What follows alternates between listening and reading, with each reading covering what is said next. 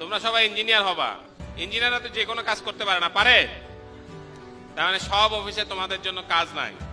বাংলাদেশ সরকারের কতগুলো চাকরি আছে সব মিলাইয়া 12.5 লাখ। সরকারি কর্মকর্তা কর্মচারী হইল 12.5 লাখ। প্রতি বছর বিসিএস এ নেয় মাত্র 2000 লোক।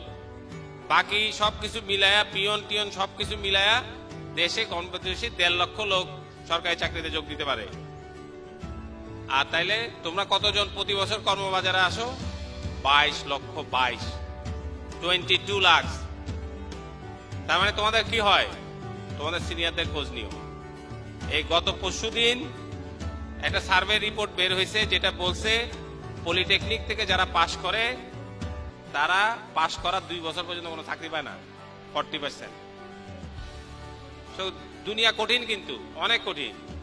তুমি যদি মনে করো তোমার যে 4 বছরের সময় এটা তুমি হেসে খেলে বেড়াবা, তাহলে তুমি স্ট্রেট 2 বছর বসে থাকবা, কিছুই করতে পারবা না, কেউ তোমার চাকরি দিবে না। আর তুমি যদি মনে করো যে না আমি একদিনও বসে থাকবো না, আমি 7 সেমিস্টার থাকতে চাকরি পাবো, তাহলে তোমাকে প্রথম দিন থেকে খাটতে হবে।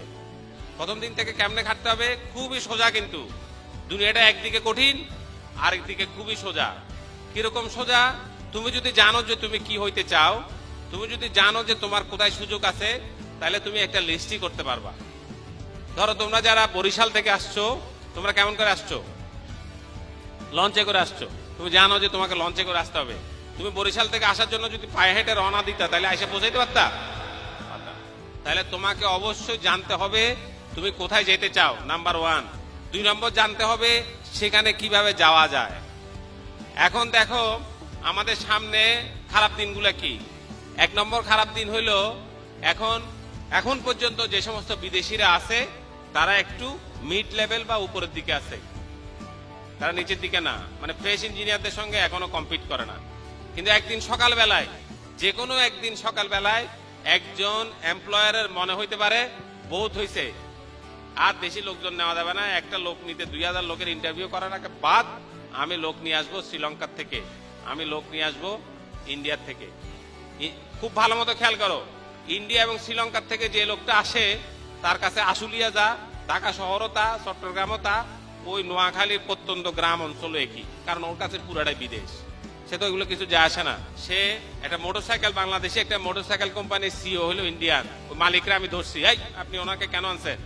কয়টা লোক দেন তো, যে লোকটা সকাল 8টার সময় আসে, রাত 10টায় ফেরত যায়, শুক্রবারও অফিসে আসে। আমার সে এটা কেন কন?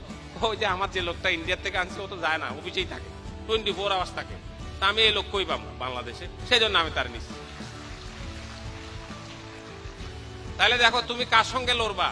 তুমি যখন পাশ করে বের হবা, তোমাকে এমন লোকের সঙ্গে লড়তে হবে যে লোকটা 24 ঘন্টা অফিসে থাকতে চায়। আমি যখন ইঞ্জিনিয়ারিং ইউনিভার্সিটিতে জয়েন করছি পাশ করে, আমি তো তোমাদের মতো ইঞ্জিনিয়ার, আমি বুয়েটে পড়ছি, বুয়েটে পড়াইছি, 12 বছর বুয়েটে চাকরিও করছি। তা আমি ওখানে থেকে যেতাম রাত্রেবেলায়, কারণ আমি আবিষ্কার করছি যে এই বুয়েটে তখন মাত্র 64 কেবিপিএস এর একটা ইন্টারনেট লাইন ছিল, যেটা বুয়েটে 2000 লোক ব্যবহার করত। ঠিক আছে, তা আমি চিন্তা করে দেখলাম তাহলে আমি কি করতে পারি। রাত 2টা থেকে 3টা কেউ ব্যবহার করে না, কাজে আমি অফিসে থাকতে শুরু করলাম। যে আমি আমার ডাইরেক্টরে বললাম যে স্যার আমি এই সোফার মধ্যে থাকবো, তখন সোফাটার কনফারেন্স রুমে ঢুকাইছি, স্যার আমার জন্য চাদর আর বালিশ এনে দিছে। তা আমি রাত 2টা থেকে 3টা পর্যন্ত পুরো ইন্টারনেটের মালিক হওয়ার জন্য রাত্রেবেলা সারা রাত আমি অফিসে থাকতাম। ঠিক আছে, এবং আমি যেদিন ইউনিভার্সিটিতে জয়েন করছি আমি প্রথম মাসের বেতন পাইছি 4250 টাকা। ঠিক আছে, কারণ আমি জিজ্ঞেস করি নাই, আমার জিজ্ঞেস করছে, আমি জিজ্ঞেস করি না আমি কয় টাকা বেতন পাবো, 4250 টাকা। এবং আমি এখন পর্যন্ত আল্লাহর রহমতে আমি অনেক জায়গায় কাজ করছি, ওয়ার্ল্ড ব্যাংকে কাজ করছি, দেশে কাজ করছি, বিদেশে কাজ করছি। আমি গত বছর জাপানে গিয়ে একটা বক্তৃতা দিচ্ছি, সেই জন্য ওরা আমার প্লেনে করে নিয়ে গেছে, 5 স্টার হোটেলে রাখছে, আসার সময় 1 লক্ষ টাকা দিচ্ছে একটা বক্তৃতার জন্য, 1 লক্ষ টাকা দিচ্ছে। ঠিক আছে, কিন্তু আমাকে যখন জাপান দাওয়াত দিচ্ছে তখন কিন্তু আমি জিজ্ঞেস করি নাই। ওরা বলছে তুমি আসতে পারবা কিনা, আমি আমার শিডিউল দেখছি, দেখে বলছি আমি পারবো। That's it. আমি কিন্তু জিজ্ঞেস করি নাই কয় টাকা দিবা, আমি জিজ্ঞেস করি না, আমি খালি জিজ্ঞেস করছি আমার সাবজেক্ট কিনা, আমি পারবো, তারপর আমি গেছি। এবং এই যে এত কিছু তারা করবে এটা কিন্তু আমি ভাবি নাই। কিন্তু তোমরা কি করতেছো? উল্টাটা করতেছো। তোমরা প্রথমে এসে জিজ্ঞেস করো, আচ্ছা এখানে ছুটি কয়দিন, আচ্ছা আমার কি হবে, আমি থাকি উত্তরায়, তুমি উত্তরায় থাকো না কোথায় থাকো কিছু যায় আসে না এমপ্লয়ার। সে দেখবে 4 দিন 5 দিন 6 দিন, তারপর তোমার বিদায় করে দিবে, কারণ বাজারে অনেক লোক। 22 লক্ষ তোমার মতো ছেলে মেয়ে প্রতি বছর আসতেছে, তারা বলতেছে এটা কঠিন জায়গা তো, এখানে তোমাকে ধাক্কা গুতায়া নিজের জায়গা করতে হবে, চিৎকার করতে হবে, জোর গলায় বলতে হবে যে আমার জায়গা আমি চাই, আমি দাঁড়াবো, আমার এই কাজ করতে হবে, আমি আমি আমি আমার জন্য করতে হবে। তুমি যদি তোমার মধ্যে সেটা ঢুকাইতে না পারো, তুমি যদি মনে করো যে আরেকজন এসে তোমাকে খাওয়াই দিবে, কিচ্ছু করতে পারবে না জীবনে, কিচ্ছু না কিচ্ছু না। তোমাকে নিজেকে তৈরি করতে হবে। খুব সোজা, কি হইতে চাও আজকে গাও, আজকে হিসাব করো যে আমি পাশ করে এইটা করব, অথবা পাশ করে আমি ডেপুটি ইউনিভার্সিটি ভর্তি হবো, আমি এখানে ভর্তি হবো, এখানে ভর্তি হবো। তাহলে ওরা কি চায়, হ্যাঁ না? ওরা কি কি তোমার কাছে কি কি কোয়ালিটি চায়? যদি পাশ করে চাকরি করতে চাও তাহলে কি কি কোয়ালিটি চায়? যে কোনো ওয়েবসাইটে বিডি জবসে যাও, চাকরি.com-এ যাও, এনআরবি বাজারে যাও, যে কোনো ওয়েবসাইটে গেলে দেখবা যে কি কি চাইছে, হ্যাঁ না? তোমরা সবাই তো, তোমরা যারা সবাই পাস করতেছো সবারই তো সার্টিফিকেট আছে পলিটিক্যাল। তাহলে তোমাকে কেন চাকরি দিবে আরেকজনকে না দিয়ে? তুমি কেন আলাদা? নিজেকে আলাদা বানাও, বি ইউনিক। তোমরা হয়তো অনেকে জানো যে আমি গণিত অলিম্পিয়াড করি। তা আমরা যখন আমাদের ছেলে মেয়েদেরকে ট্রেনিং দেই তখন এরকম নানান রকম বুদ্ধি করি। আমাদের যে মেয়েটা প্রথম MIT-তে পড়তে গেছে, সেখানে সে প্রথম বছরে ফার্স্ট সেমিস্টারে আবিষ্কার করলো যে একটা প্রবলেম দেওয়া হয়েছে, যে প্রবলেমটার জন্য কোনো নম্বর নাই। সারা পৃথিবীতে লোক কিন্তু নম্বরের পিছনে দৌড়ায়, এটা নিয়ে ভয়ের কিছু নাই। এটা নম্বর নাই, কিছু নাই, গ্রেড নাই, কিছু নাই, কেউ আর এটা করে না, দূর বাদ। তারপর হঠাৎ করে তারা আবিষ্কার করলো যে হঠাৎ 4 দিনের একটা ছুটি আছে, যেখানে কোনো কাজ নাই, কোনো হোমওয়ার্ক নাই, কোনো অ্যাসাইনমেন্ট নাই, কিছু নাই। তখন সবাই ওরা মনে করলো আচ্ছা ঠিক আছে, ওই স্যারের, উনি একজন নোবেল পুরস্কার বিজয়ী, যে ওনার প্রবলেমটা সলভ করা যায়। সলভ করতে নামলো, নাইমা দেখলো হয় না। প্রথম দিনই অর্ধেক লোক পালাইছে, দ্বিতীয় দিন আরো পালাইছে। এরকম করতে করতে বেশিরভাগই ছিল না, কিন্তু আমাদের মেয়েটা নাজিয়া চৌধুরী, ও আজকে ওর ছবি ছাপা হয়েছে প্রথম আলোতে, 3.5 দিনের মাথায় সে তার প্রবলেম সলভ করছে। প্রফেসরকে যখন বলছে, প্রফেসর বলছে আসো তোমার সাথে কফি খাবো। কফি খাইতে গেছে, দেখে বলছে ইন্ডিয়া থেকে আসছো? বলছে না, বাংলাদেশ থেকে আসছে। তো বলছে যে 3.5 দিন ধরে তুমি একটা প্রবলেম কিভাবে সলভ করবা? এই যে আর কিছু করো নাই? বলছে না, আর কিছু করি নাই, এইটাই খালি করছি। এটা কেমনে করলা? তখন বলে স্যার এগুলো কোনো ব্যাপার না, আপনি যদি আমাদের গণিত অলিম্পিয়াডে যাইতেন তাহলে টের পাইতেন। কেন, কিরকম? স্যার আমাদের গণিত অলিম্পিয়াড একটা ক্যাম্প হয়, সেই ক্যাম্পে আমাদের এক সুব্রত স্যার আছে, সুব্রত এখন এই PhD করতেছে আমেরিকায়। যে উনি একদিন আইসা আমাদেরকে বললো, এবং আমরাও দেখলাম রুটিনের মধ্যে কিছু নাই, সকাল 8টা থেকে 10টা পর্যন্ত একটা ক্লাস, তারপর হইলো সারাদিন ছুটি। তো সুব্রত স্যার আসলো, আইসা বললো আজকে তোমাদের ছুটি, তোমরা বেড়াইতে যাবা, এই করবা, আমরা কিছু বলবো না, তো তোমাদের একটা ছোট প্রবলেম দিয়ে যাচ্ছি, এই প্রবলেমটা তোমাদের 9:30 নাগাদ হয়ে যাবে, তারপর থেকে ছুটি। বলে একটা প্রবলেম দিয়ে উনি চলে গেছে। তারপরে তারপর তার প্রবলেম সলভ হয় না। আমরা এদিক দিয়ে করি, এদিক দিয়ে করি, কিসের গোসল করা, কিছু খাওয়া দাওয়া, কিচ্ছু না। এই যে স্যার বললো 1 ঘন্টা হয়ে যাবে, সারাদিন হয়ে যাচ্ছে, এবং রাত 8টা পর্যন্ত ওই প্রবলেম সলভ হয় নাই। রাত 8টার সময় সুব্রত স্যার আসছে, আয়সা বলে কি এই তোমাদের প্রবলেম তো আজকে কেমন বেড়াইলা? আমরা এর বলে স্যার আপনি এগুলো কি করেন, আপনি একটা প্রবলেম দিচ্ছেন, সেটা তো আমরা কেউ সলভ করতে পারি নাই, আপনি বলছিলেন এটা সব সোজা। তখন সুব্রত স্যার বললো যাক বাঁচা গেছে। তো কেন? ওই প্রবলেমে তো সলিউশন নাই। সলিউশন নাই তাহলে আমাদের দিয়ে এটা কেন করাইলেন? ও প্র্যাকটিস করার জন্য, লেগে থাকার জন্য। মোস্ট ইম্পর্টেন্ট কাজ হচ্ছে সেইটা, যে তোমার যেটা কাজ সেটা তোমার করতে হবে। তুমি ফল পাইলা কিনা এটা তোমার জন্য ইম্পর্টেন্ট না, ফল তুমি পাবা তুমি যদি কাজটা ঠিক মতো করো। ওই যে নাজিয়ার যে প্র্যাকটিস হয়েছে, সারাদিন ধরে একটা অঙ্ক করছে, সেটা সে MIT-তে গিয়ে যখন প্রবলেম করছে 3.5 দিন ধরে একটা অঙ্ক করছে, যেটা অন্যান্য দেশের লোকেরা পারে না। যেটা শিখবা ওইটার A to Z তছনছ করে ফেলো, ওইটার একদম যে কোনো জিনিস। আমি বলি যে তুমি কম্পিউটার প্রোগ্রামিং করতে পারো, তাহলে দরজা খুলতে হবে, ঠিক আছে? তুমি যদি IoT হও, তাহলে এমন কিছু করবা, তুমি বাসা দিয়ে হাঁটা যাবা, তোমার এদিকে বাতি জ্বলবে, এদিকে জ্বলবে না, তুমি হাঁটতে থাকবা, এরকম ম্যাজিক জিনিস হইতে পারবে। সেরকম নিজের চ্যালেঞ্জ দাও, প্রতিদিন নিজেকে একটা চ্যালেঞ্জ দাও। প্রতিদিন রাত্রেবেলায় জিজ্ঞেস করো নিজেরে, আমি যে একটা দিন পার করলাম, এটা কিসের জন্য পার করলাম? হাসা খেলা পার করছি, নাকি আমার নিজের লক্ষ্যের দিকে আমি একদিন আগাইছি? তুমি যদি নিজের লক্ষ্যের দিকে একদিন না আগাও, তাহলে তুমি কিন্তু একদিন পিছাই গেলে। আচ্ছা, লক্ষ্য পরিষ্কার করে ফেলো। এবং আমি তোমাদেরকে বলি, তুমি যে যত কিছু পড়তেছো সব কিছু তো তোমার লাগবে না। তোমাকে আমরা অনেক জিনিস শিখাইছি, তাই না? তার মধ্যে আমরা অনেক জিনিস শিখাইছি, কেন শিখাইছি? যেন তুমি শিখতে পারো। মোস্ট ইম্পর্টেন্টলি আমরা তোমাকে শেখানোর চেষ্টা করতেছি তুমি যেন শিখতে পারো যে কোনো জায়গায়। কারণ যা যা শিখতেছো সব কিছু অবসলিট হয়ে যাবে, প্রতিদিন তো চেঞ্জ হয়ে যাচ্ছে। যারা কম্পিউটার সায়েন্স তারা সবচেয়ে বিপদে আছে, সব কিছু চেঞ্জ হয়ে যায়, তাই না? এই কয়দিন আগেও ছিল C++ করতে পারলে খুব ভালো হইতো। এখন জিজ্ঞেস করে পাইথন পারো? স্যার পাইথন তো পারি না, করতে কি পাইথন? এখন তো তোমার চেঞ্জ। তার মানে তোমাকে এমন ভাবে তৈরি হইতে হবে তুমি যেন চ্যালেঞ্জ নিতে পারো। কোন চ্যালেঞ্জ? যেটা তোমার পরিবর্তনের কথা বলে।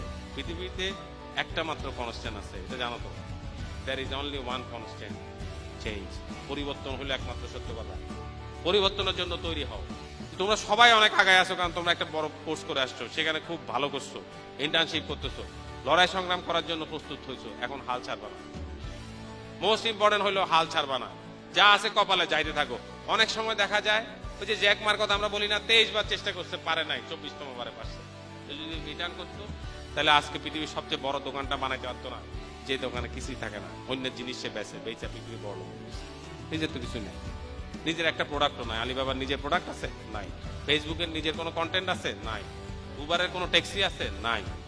হ্যাঁ, এয়ারবিএনবির কোনো নিজের বাড়ি আছে? নাই। তাইলে তার মানে সব কিছু এখন হলো মাথায়। প্রতি স্কোয়ার কিলোমিটারে বাংলাদেশে 1100 লোক আছে, আমাদের 1100 সুপার কম্পিউটার। তোমরা পৃথিবীর সবচেয়ে শক্তিশালী কম্পিউটার কি? সুপার কম্পিউটার, এবং সেটা হচ্ছে আমাদের সবচেয়ে বেশি আছে। তাহলে এই দেশ তো হারবে না। আমরা এই যে 2041 সালে তোমরা যদি ঠিক মতো নেতৃত্ব দাও, তোমরা যদি নিজেদের ভিতরের পটেনশিয়ালটা জাগাইতে পারো, 2041-এর অনেক আগে কিন্তু আমরা উন্নত দেশ হয়ে যাবো, এবং সেটা আমাদেরকে কেউ আটকাইতেও পারবে না। তোমার আমার কথা বিশ্বাস না হলে তোমরা এখান থেকে বের হয়ে যাওয়ার সময় দেখবা সোনারগাঁও হোটেলে যাবা, দেখবে কোনো রুম খালি নাই।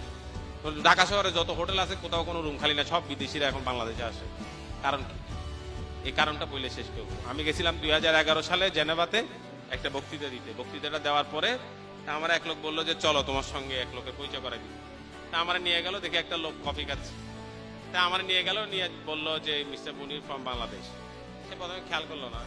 এই লোক আবার বললো যে মিস্টার মুনির, সঙ্গে সঙ্গে সে দেখি দাঁড়াইছে, কফি খাচ্ছিল, সে চেয়ার থেকে দাঁড়াইছে। তা আমি খুব অবাক হইলাম, কারণ আমি এটা দেখি না। নর্মালি আমাদের দেশে আমরা দাঁড়াই, একটা বিদেশি লোক দাঁড়াই যাচ্ছে, বাংলাদেশ শুনে আসে, আমারও তো চিনে না, প্রশ্ন ওঠে না। তা আমি ওর আস্তে আস্তে জিজ্ঞেস করলাম, ভাই দাঁড়াইছো কেন? আমি ভয় পেয়েছি, বাংলাদেশি লোক দেখলে দাঁড়াই। ভাই তুমি কেডা? পকেট থেকে ফোন বাইর করছে, ওই চিকন পিনের ফোন গুলা, নোকিয়া। হ্যাঁ, বলছে এটা চিনো? হ্যাঁ, চিনবো না কেন, আমার দেশে 6 লাখ। আমি Nokia CTO, chief technology officer. ভাই সমস্যা কি? দাঁড়াও কেন? তুমি ভাবো, বুঝতেছি না।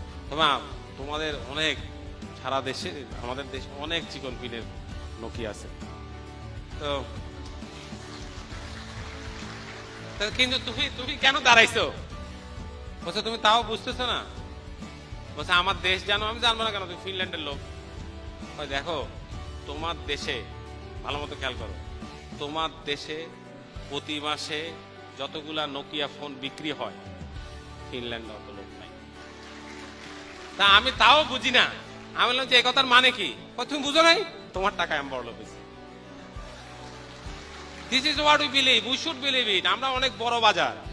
আমাদের জন্য এখন পৃথিবীর সব দেশের কোম্পানি বাংলাদেশে আসতে চায়, এবং আমাদের বাজারটা অনেক বড়। পিপিপি ধরলে আমাদের পিপিপিতে পার ক্যাপিটা এখন $4,700, বিশ্বের অনেক বড়। আমরা বিশ্বের 31তম অর্থনীতি। কাজে এই দেশে তো আসবে, তোমার জন্য বড় একটা বাজার আছে, সেই বাজার দখল করো। এই দুনিয়াটা হচ্ছে বীরদের জন্য। কোন সে বীর? 21 শতকে বীর কে হবে? যে স্বচ্ছ চিন্তা করতে পারে, যে প্রবলেম সলভ করতে পারে, এবং তার টিম স্পিরিট আছে। তোমাদের সবার জন্য অনেক অনেক শুভকামনা। তোমরা দেশটাকে জয় করো, বিশ্বটাকে জয় করো। এই বিশ্ব তোমাদের। 3টা জিনিস মনে রাখবা।